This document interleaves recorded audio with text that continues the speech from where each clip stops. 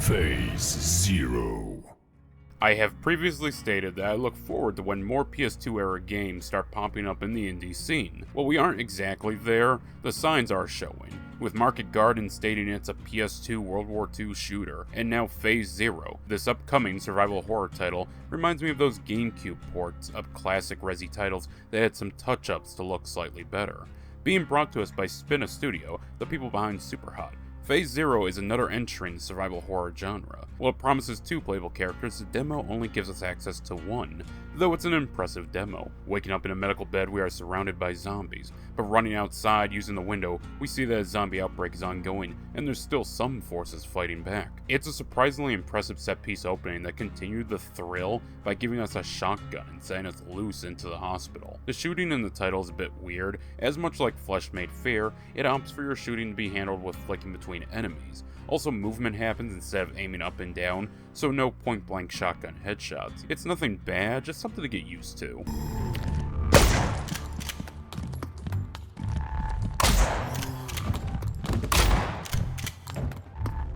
Combat I would like to see more of, as what we have here is simple zombies, and mostly just locking on and blasting.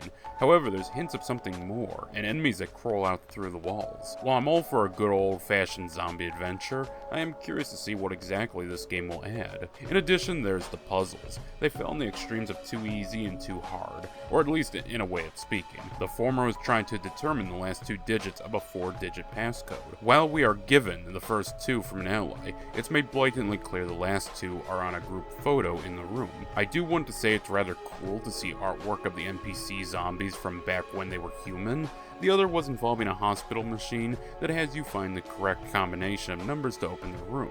I more or less was guessing before reaching the correct combination. Neither felt all that clever, but I will need to see more puzzles before saying for certain how the game handles. Additionally, there was the odd inclusion of both med packs that healed in one use, but also multiple locations to simply heal. It didn't seem to have a limit, which is a bit confusing on the whole survival horror front.